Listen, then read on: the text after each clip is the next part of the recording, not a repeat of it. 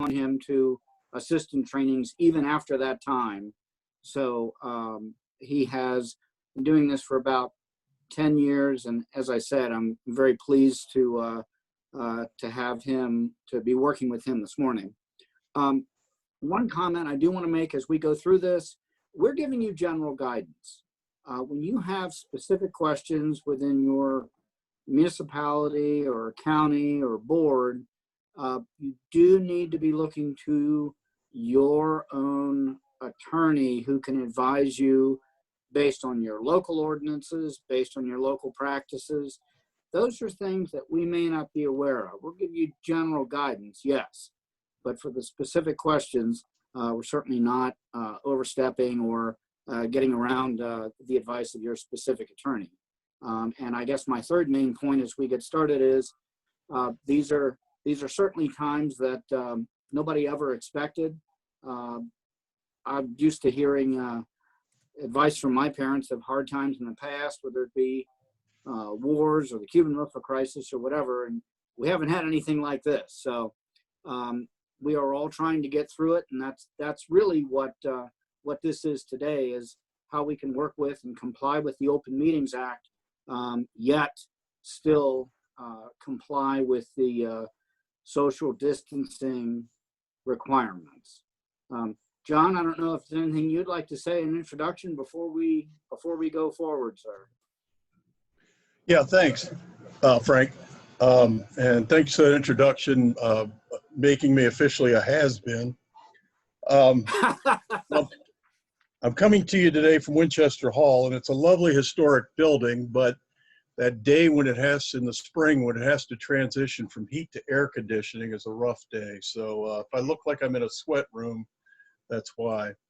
And yeah, we've got a lot of information to cover. For those of you who have taken the class before, the regular class, not dealing with COVID-19, we're going to follow a very similar PowerPoint presentation, but we will be touching on the general Open Meetings Act issues very lightly, and instead emphasizing the COVID-19 applications and how to comply with the act during this pandemic. And with that, Frank, go ahead and talk about the objectives. Okay, our next slide here is what are we trying to do today? Well, during this crisis, the public can't attend meetings in person, so how can we make that work? And that's using virtual online meetings and conference calls as well to comply with the Open Meetings Act. We're going to talk about what steps do you need to do, both before, during, and after. Very similar to actually the same rules for open meetings comply. What information, what meaningful opportunities do you need to provide to observe? As we'll go through, the Open Meetings Act requires an opportunity to observe. The act itself does not necessarily, or doesn't deal with the whole public hearing question of where people have the right to offer comment. What does the notice need to say? How do you handle the change in the conduct of your meetings? And are minutes required? I can tell you in advance, yes, they are, and we'll get into some of that now. So we will next move to the Open Meetings Act. Let's talk about what, that's the next slide, 3. This implies where we're headed today. The Open Meetings Act requires that public business be performed in an open and public manner, and that citizens be allowed to observe performance of their officials and the discussions involved in the making of public policy. As I said, it doesn't necessarily say people have the right to comment. What it says is the public business has to be open when it's performed by a public body, and people have to have the right to observe. This presentation is going to be not about where people can show up in person and watch, but what are some other steps to assure that? Meaning, the Open Meetings Act does not necessarily require every meeting be handled in person. And those are the steps that we're going to talk about today. And John will tell you about the 3 key steps. Yes, there are 3 key steps to comply with the Open Meetings Act. You have to do something before, something during, and something after the meeting. Before the meeting, prepare an advance public notice and agenda. During the meeting, ensure that the meeting is open for public participation. And after the meeting, public access, not necessarily participation, public access. And then after meeting, prepare and release minutes. We'll go through these in a little more detail, but we'll be focusing primarily on number 2, what you need to do during the meeting to ensure public access. The key for the advanced public notice is going to be to provide the public with sufficient information that they can participate so that they can access your public meeting. That's right. Okay. Under the Act, in-person meetings are not always required. Deliberations or consideration on items of public business among a quorum requires public access to observe or listen. So this becomes important when you have a quorum, which is typically a majority of the members of a public body. The board, that's the Open Meetings Compliance Board, has held that the conference calls are permitted, and there's also a case from the Maryland Court of Appeals that allowed conference calls to satisfy the Open Meetings Act.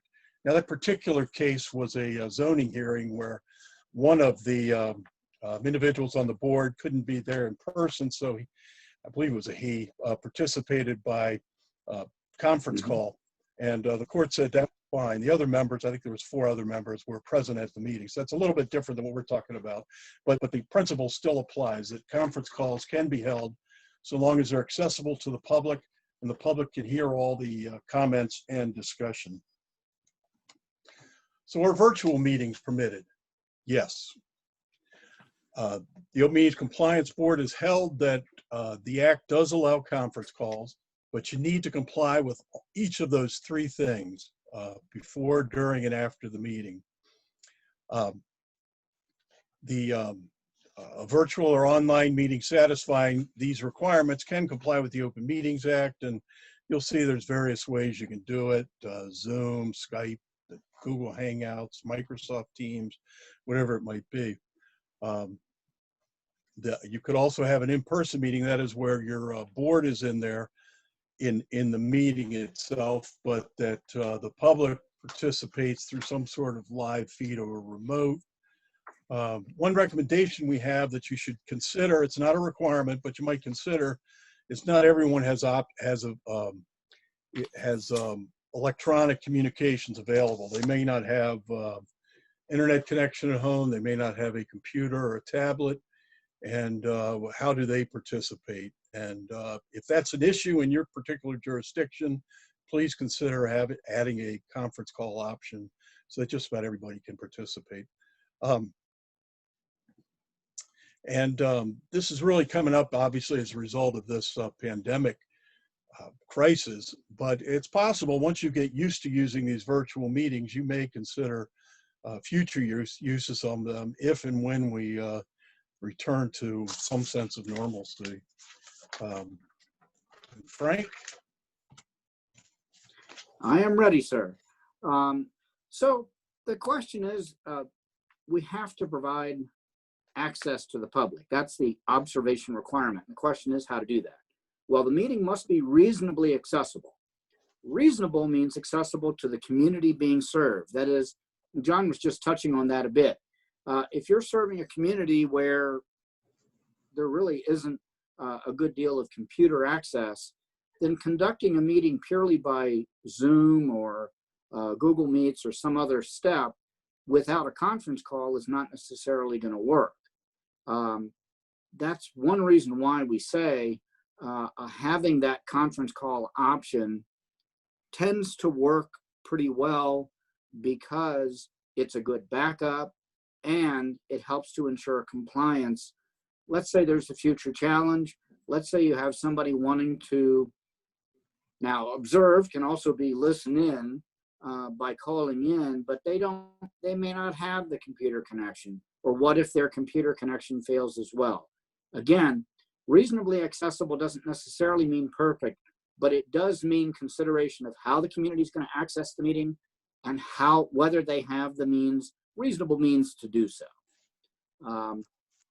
So in terms of the steps that need to be taken, the same notice requirements apply, just as for meetings that are handled in person, whether it's online, virtual, conference call. The advanced public notice, again, reference to that word reasonable, has to be reasonably calculated to inform the people, that is the public. The same notice process to the extent possible. If you have a website, you post it, don't change the way you do it. When you do recognize, and this is a practical element here, when you're not using usual practices, if you can make extra efforts, if you have an email listing, if you want to send out some sort of special notice, maybe highlight it even more so on the website, posting at the front door. Extra steps as well can always be helpful. The notice needs to specify how the meeting is going to be conducted and, as we've been saying, how the public can access. Now, in terms of those options, what are those options? For a conference call, it's going to be a telephone number to call. There may be access codes. They need to be provided. If it's electronic online, such as Zoom, may need an access code. It may be by email that they need to link in. There may be a telephone number to allow listening as an option, or as we've been talking, kind of as what they call a redundancy backup. And to ensure public access, you can also have an electronic online meeting shown live via cable access and YouTube. That's also always a possibility, as long as you have people that can reasonably access cable. That's certainly one way to do it.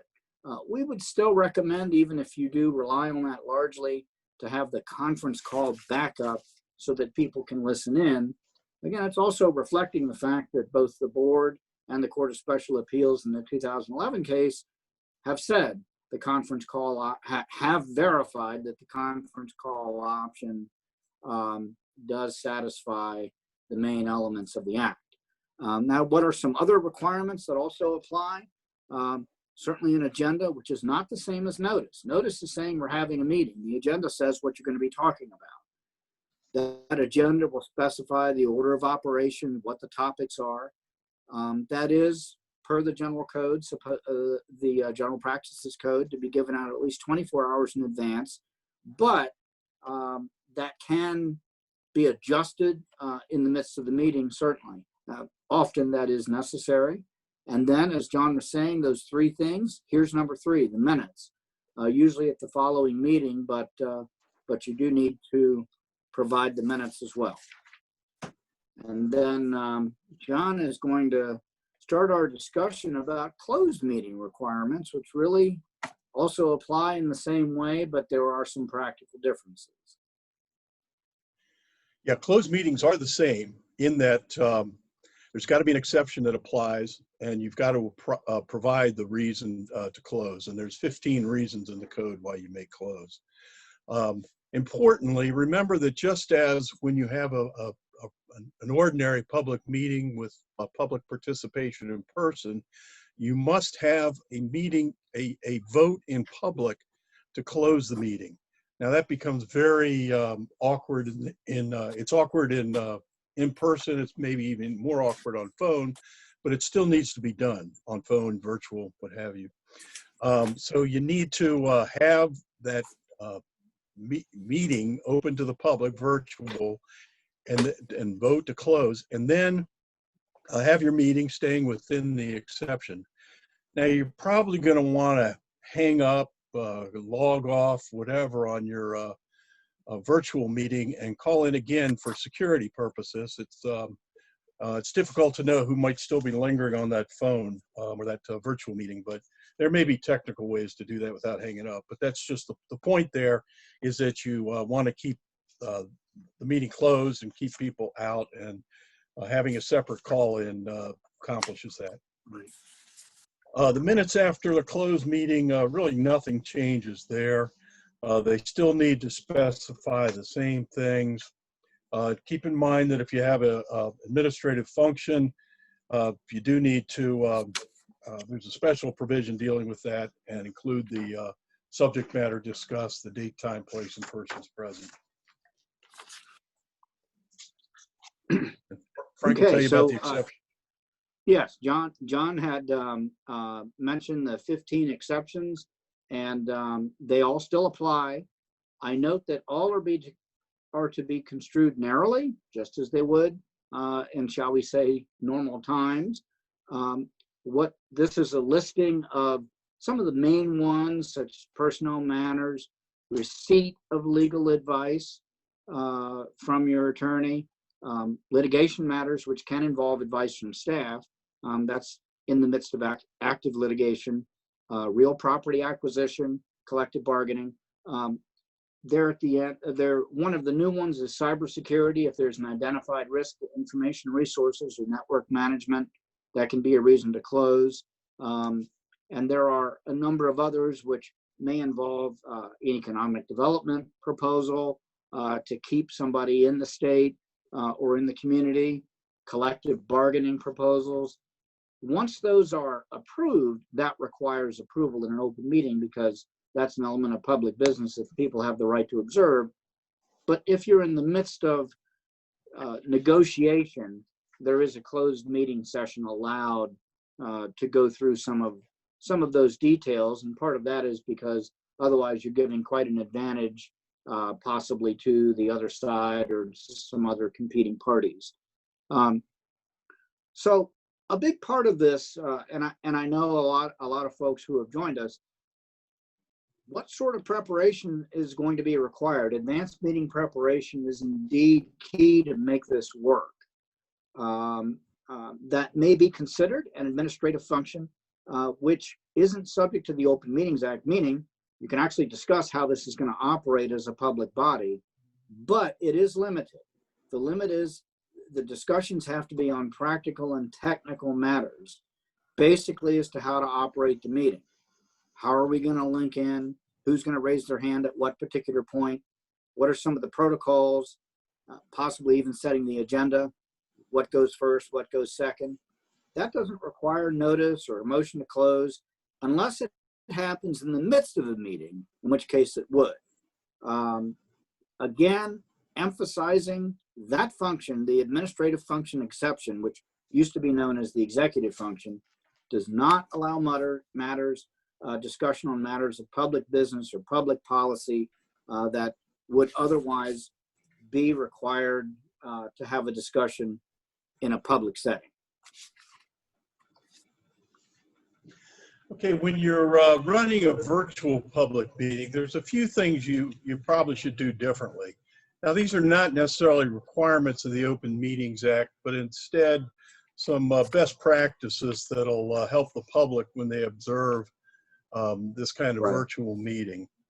And so, for instance, we strongly suggest that you start with some type of a roll call so that you identify the public members who are present, members of the public body who are present, so that you can establish a quorum. That way it's very clear you have a quorum. Unlike an in-person meeting, people can't look up and say, oh yeah, there's a majority of the board here. Somehow you have to make sure the public is aware that there has been a quorum established. It's also helpful if the speakers identify themselves before they speak. You probably recognize their voices, but the person listening from home or wherever may very well not recognize the voices of the other members or any of the members of the board or body. It's helpful if the chair recognizes speakers by name. If you're in a video conference, raising hands can be helpful before you speak. And the motions need to be a little bit more deliberate. Raise your hand if you want to make a motion and do the second. The chair should announce who does each of those. And then the chair should be very deliberate in announcing each new agenda items.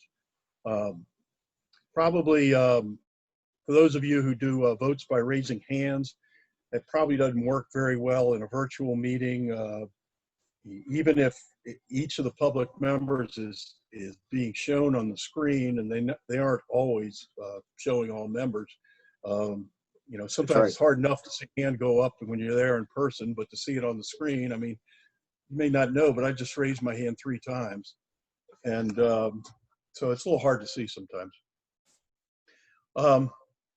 When you are starting the meeting, we suggest that the chair set the tone, that everybody's doing their best, that you'll explain the format and process. You'll explain that the members of the public body are asked to identify themselves, state the process for motions and voting, and then any process for public comment.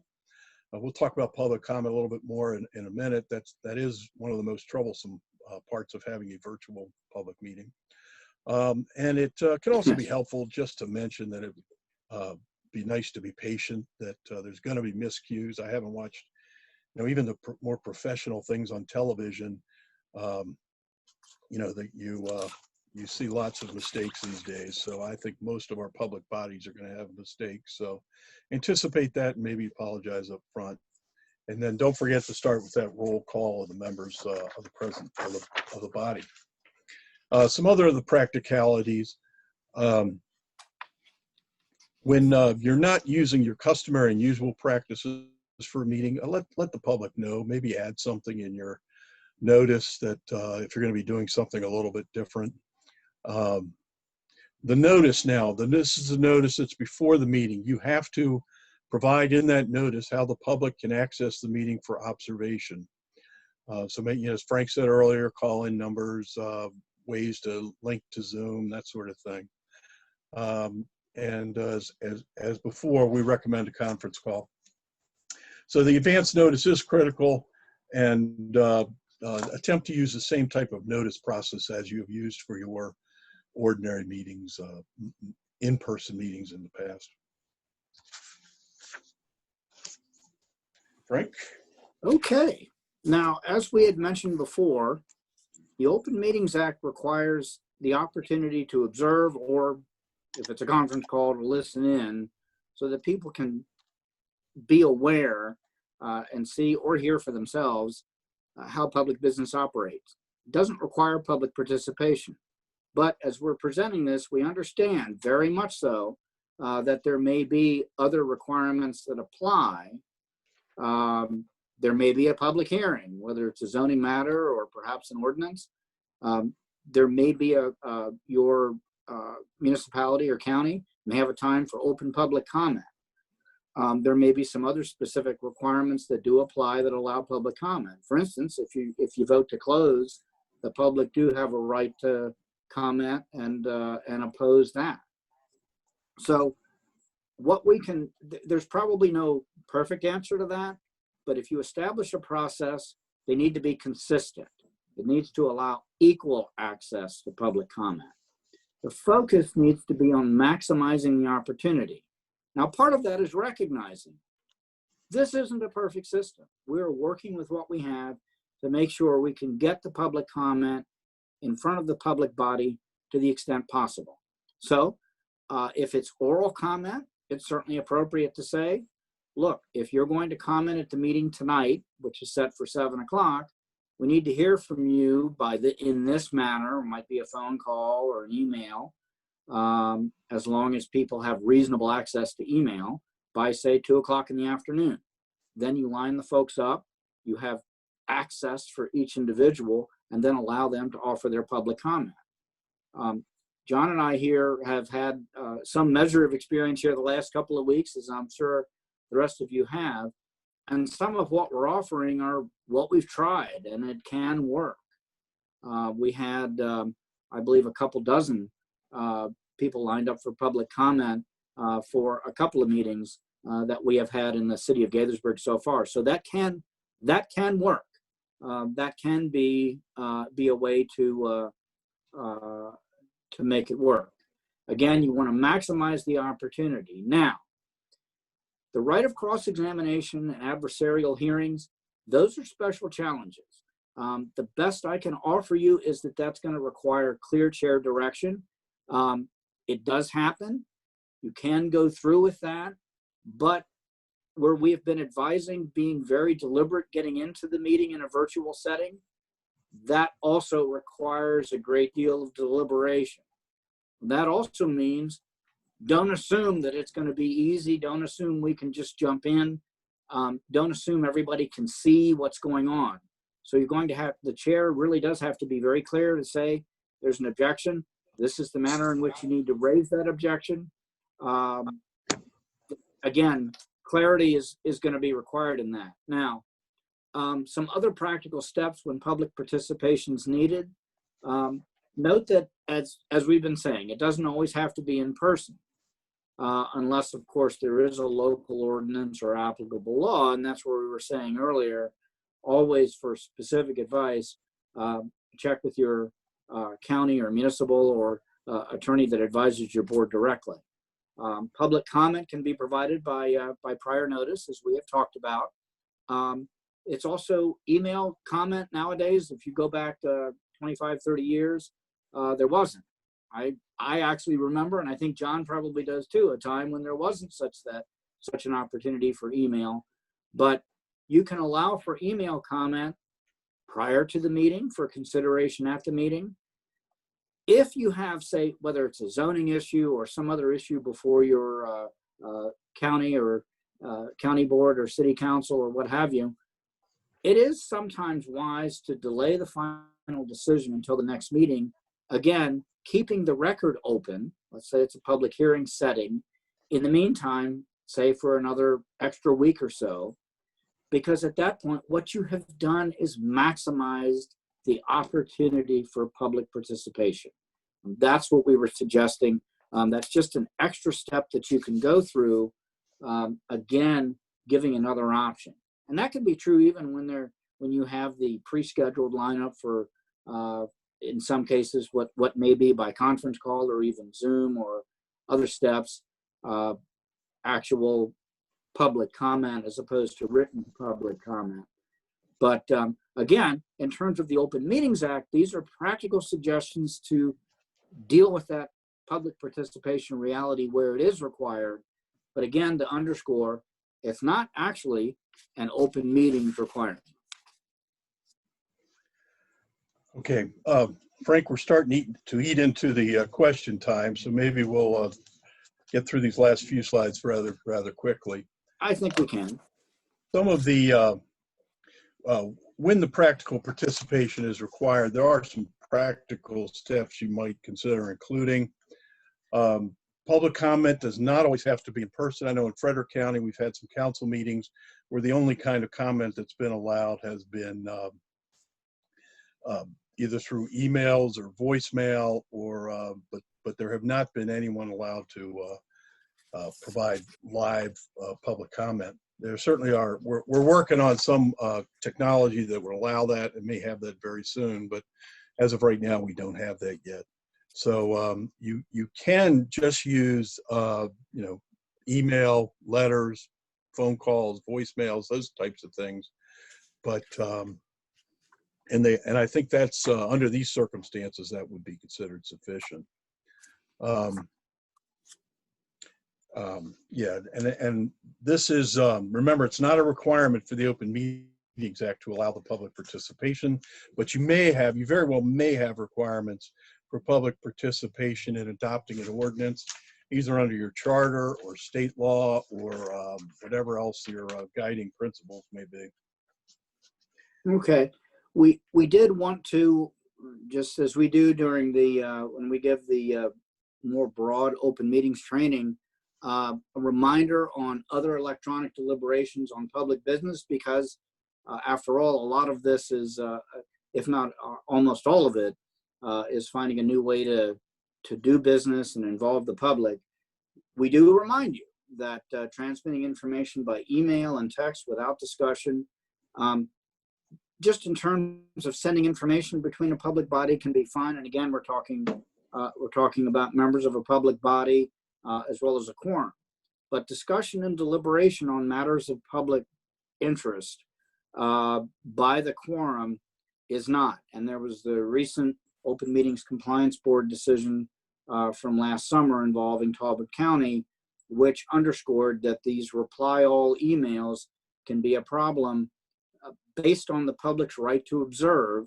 And when you're going back and forth on email, that can be seen to exclude the public from that. So again, for other, and the next slide here on other electronic communications such as email, again, we would recommend avoiding the reply all and group circulated emails, because over time, and in Talbot County, it was a couple of days worth of discussion, it can be considered effectively an ongoing meeting, and they were matters of public interest that the board found. Continuous deliberation on a matter leading to a decision, again, the high point there is the word deliberation. If it's going to take a discussion, if it's going to take a deliberation, it's better to move it to the open meeting rather than trying to decide by email. Effectively, constant messages, even if they're not simultaneous, as I was saying, be going on for a period of a couple of days. What are some other options? Again, just laying out very quickly, as we've been talking about here. Can certainly try the conference call option that has been approved, as we've been noting. Individual emails without the deliberation. Let's say there's a decision that's needed on something that may be not exactly a matter of public interest. Again, that's one way to handle it. Have staff sending individual emails where there's no deliberation. That's probably fine. There can be, as we've talked about, online meetings, and certainly delegating to staff certainly works. I do note at the end there that the Act does specifically prohibit evasive devices to get around the Act. And in closing, I'll let John talk about the remedies section, just as a reminder as well. Yeah, nothing really changes in the remedies section. Just a reminder, there's two main options for remedies. You can get there's an advisory opinion through the Open Meetings Compliance Board, emphasis on advisory, and there is the ability to go to circuit court to try and overturn a public body's action. And then on our last slide, we've got some just some suggestions where you can find other information, primarily the Attorney General's website. There's also an online class at the Governmental Services and Research website, the Open Meetings Manual, which you can also access through the Maryland Attorney General. Two things we didn't specifically mention there. Well, it's on the Attorney General's website for the open meetings. There is a specific link to a 3-page document called Open Meeting Act FAQs, frequently asked questions for meetings held during the COVID-19 emergency. That's very helpful information there. I urge you to go there if you have questions. You might have one of the frequently asked questions that'll be answered there. And Frank and some other attorneys with the MML prepared a 1-page summary of how you might comply with the Open Meetings Act with a virtual meeting. And you can find that on the MML website. That's, again, 1 page that's just packed with information and is very helpful. And with that, I think we're ready for questions. Great. Well, Frank, John, thank you so much for that. That was a fantastic presentation. I'm going to sort of bounce back and forth between questions that people have been asking in chat and questions that were sent in to us ahead of time. So let me start with a question. Is it acceptable to post the agenda and method of meeting, but direct the public to request access details via email? One of our committees has struggled with Zoom bombing after posting the full access details. Well, I wouldn't call that the preferred method, but I think as long as the meeting is available and that public access can be obtained, I think that would qualify. You know, the solution might be not to use Zoom. I don't know, but you might consider that. But if Zoom's your only alternative and that's the only way you can see to get around the bombing or whatever it's called, then yeah, I think that would be acceptable. Frank, I don't know if you disagree or. No, I do.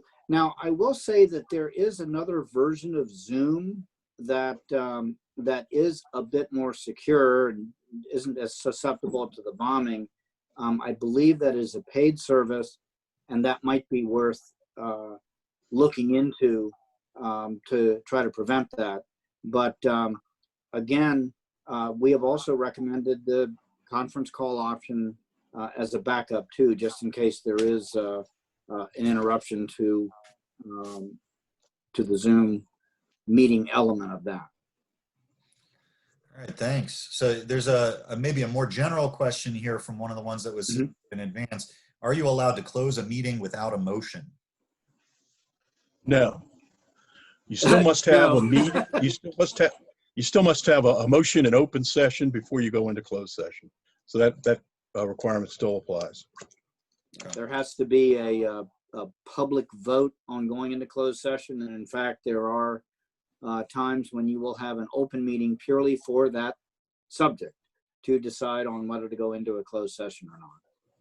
Well, and speaking of closed sessions, then, are there delivery or posting requirements of a presiding officer's closing statement for closed sessions? That was a question submitted in advance. Mm-hmm. Go ahead, Frank. Well, the closing statement should be posted.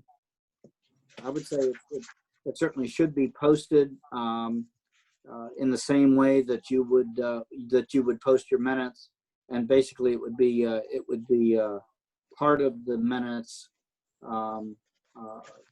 in justifying that closed session. John, I don't know if you'd had anything else to No. offer for that. No, nothing changes with the COVID meetings. It's still the Yep. same posting requirement. All right. Yep. So Jacqueline asked in chat, when recording a meeting, should everyone be notified that the meeting is being recorded? I think that's a good idea. Just so people know. Again, it's not a requirement of the Open Meetings Act, but I think it's just a good practice. Yeah, it's not something required by open meetings, certainly, but there are other privacy concerns that you don't, and part of it is intended. We in the members of the public body or staff advising the public body, we can't control who's observing, who's listening, or what happens to the recording after that. Notifying people right up front of that, that is very sensible to take care of potential claims that might come down the road. Certainly, there have been some claims with Zoom in terms of the recordings being reused and reaccessed.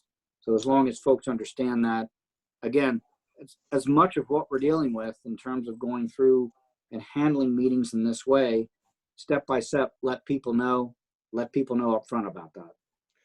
I might just add that Maryland is what's called a two-party state in terms of recording. This goes back quite a few years, this law, and it dealt mainly with phone calls. But both parties to a phone call need to provide permission to record that call. So I think it's a good idea to make sure you don't run into any snags with that state law to announce that you will be recording, so that people would be giving their tacit permission by continuing to participate. And I'll add just from a technological perspective with Zoom, I think a couple of people have been caught up without realizing that when you record a Zoom conference, it also saves the Zoom chat log for the person who's pressing record. So that's something to be aware of as well if you're using Zoom. A question from N. Parker. Did I hear you say that if the public body votes to close a meeting, members of the public have the right to speak in opposition to that decision? Well, the Open Meetings Act does have a provision that allows an objection to be made. Now, that's a little bit of a troublesome provision in the, ordinarily, if it was an in-person meeting, the person could stand up and say, I object or whatever. If you don't allow for, your technology just doesn't allow for people to have an automatic objection. You should allow, though, for an email or voicemail or some type of way to object to the closed session. So yeah, there is a requirement that they be able to object, but I think email can satisfy that requirement. Yeah, I think John's right. That also does imply making sure it's part of the agenda so that people are notified in advance.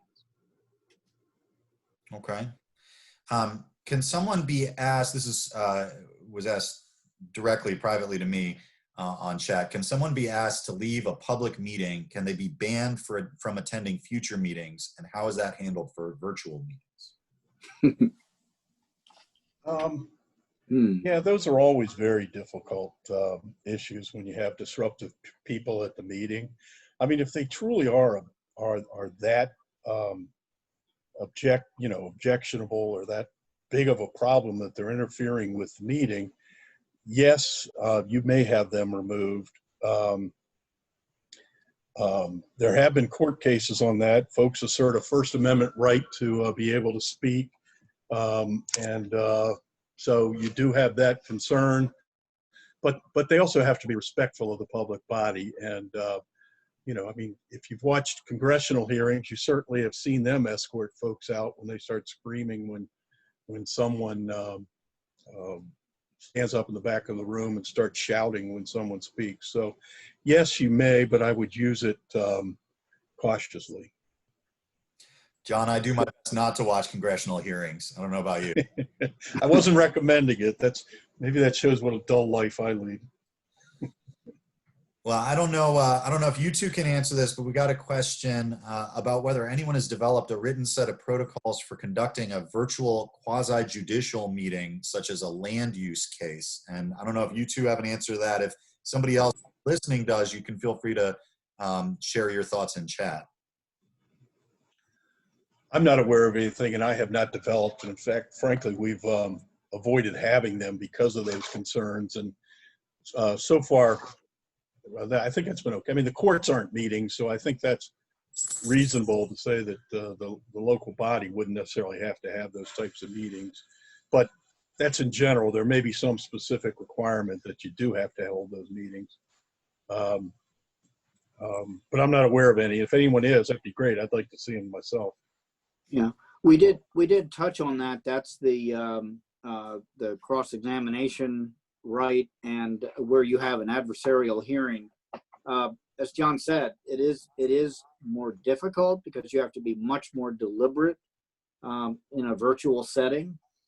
It's much harder to make objections, but it does require your chair to be very deliberate and walk through it. In terms of specific rules, in some ways, I don't see the rules changing. What changes is how people need to make sure they are notifying the chair, hey, I have an objection here, or I have a cross-examination question to ask. Because direct and cross-examination questions, that's not that difficult to handle. There may be some limitation in terms of the technology. Like John and I are speaking here, so obviously Zoom or this process can allow more than one speaker. But at some points between these, you end up having 2 or 3 or maybe even 4 speakers, depending on the number of parties. It's not impossible. It is more complicated, but it does, again, require the chair and require the board to make sure that the steps are taken very dramatically, very deliberately, so that it is clear when somebody does have either an objection or a question to be asked.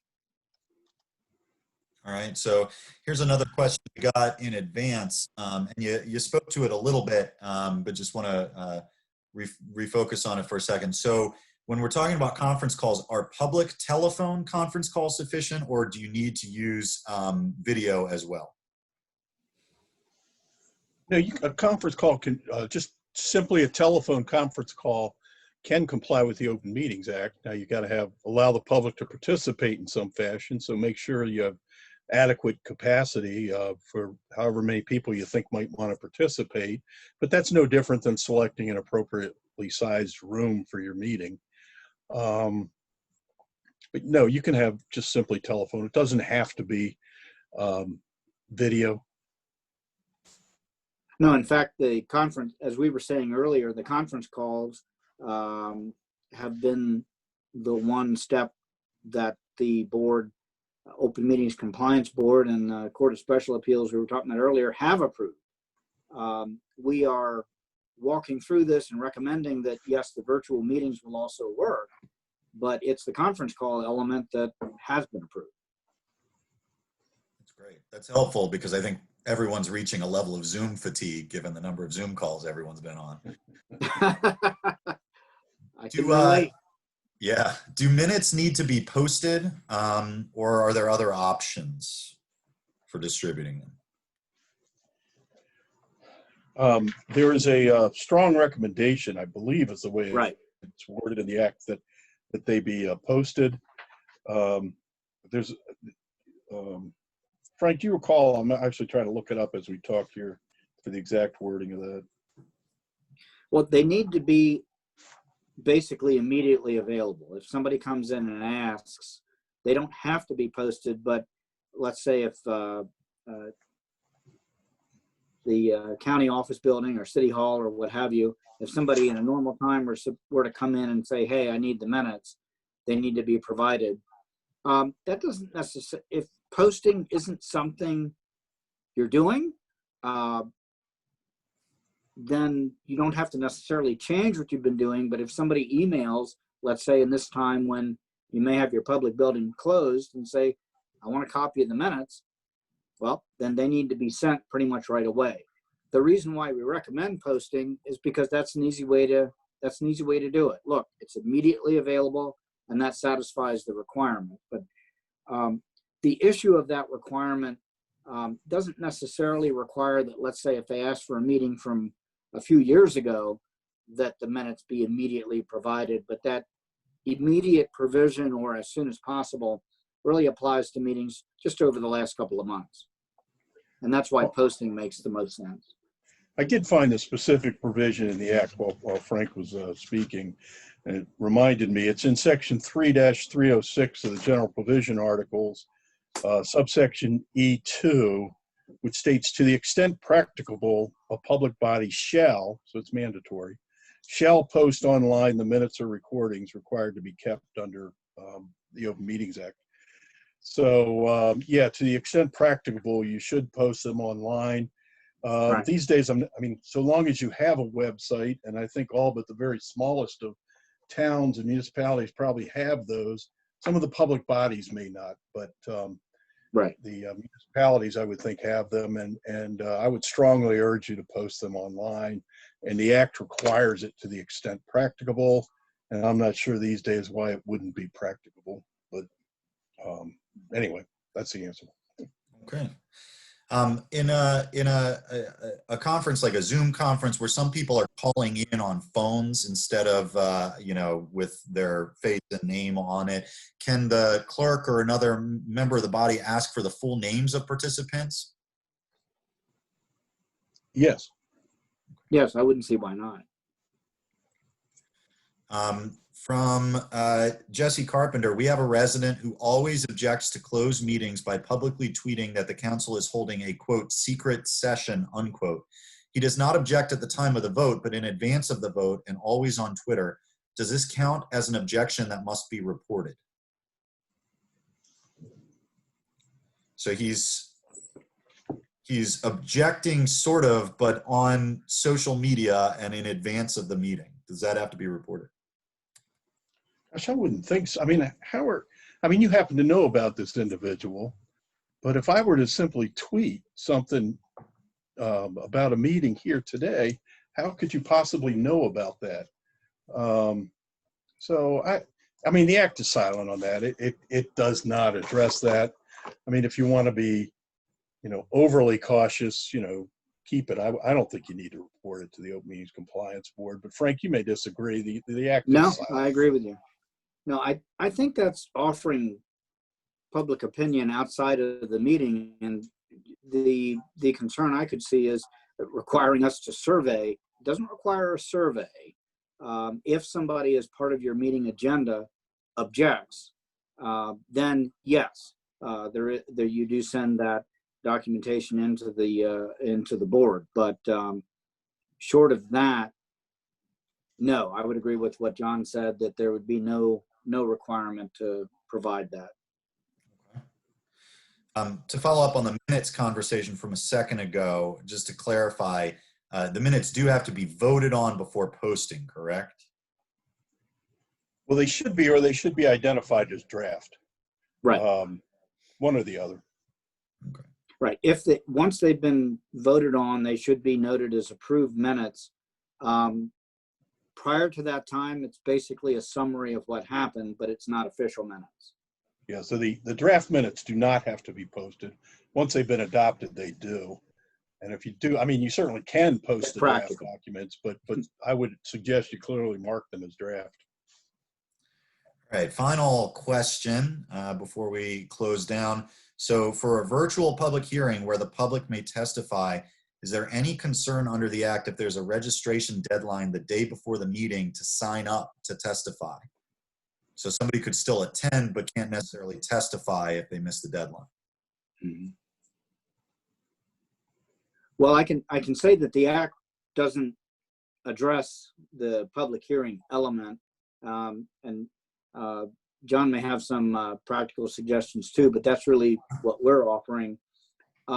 Again, what we were suggesting is put in some sort of a process that maximizes the opportunity and is consistent. So if for oral public comment, people do have to sign up ahead of time, as long as that is applied consistently and that information is made available, I don't see, unless there is a specific requirement for something more, which again, this is another reason why we're saying check with your local attorneys who advise you directly, because there may be some local requirements or local practices. But short of that, as a practical matter, consistent and maximizing the opportunity. And that's one reason why we also suggested for some of the public hearings, just keeping the record open for a little bit of extra time and then delaying a decision just to allow additional comment by email can be another step, perhaps for those who don't get the word or aren't able to sign up or whatever. John may have some suggestions on that as well. I have a vague recollection, and I'm not sure this is accurate, that this was mentioned in an Open Meetings Compliance Board dealing with it was mainly dealing with the email exchange. And I think it was one of the Eastern Shore towns, and I think it was Goldsboro, where they discussed, it was mainly had to do with whether emails constituted a meeting. And they decided this particular exchange of emails did not. And I think part of that, or at least mention of that, was advanced sign up. I mean, certainly you can have a reasonable deadline to sign up for a meeting. Is a day ahead of time unreasonable? I don't think so. A month ahead of time would be. Before the meeting starts, I'm sure is fine. So there's a little bit of call of what's reasonable there. But I think you're probably okay with having sign up the day before. Great. Well, Frank, John, this has been fantastic. I can't thank you enough for participating, joining us today. We peaked at about 162 participants, which may be a record for an Academy class. And we're already getting some thank yous in the chat box from folks who really appreciated your advice today. Everyone who's participating, just a couple final reminders. We are continuing to try to line up COVID-specific webinar sessions. The next one we're working on will focus on fiscal and revenue issues, the impact of COVID, the pandemic and the recession on local and state budgets. So look out for information about that as soon as we line up, we finalize a date for it. In addition, again, if you joined us by phone and would like to get Academy credit for participating, you do need to send an email to Aisha Washington at the School of Public Policy with your phone number and name so that she is able to identify that you did participate today. And without further ado, thank you again, Frank, John, we appreciate it. Everyone have a wonderful weekend. Thank you all. Thank you. Stay healthy. Stay healthy and stay safe.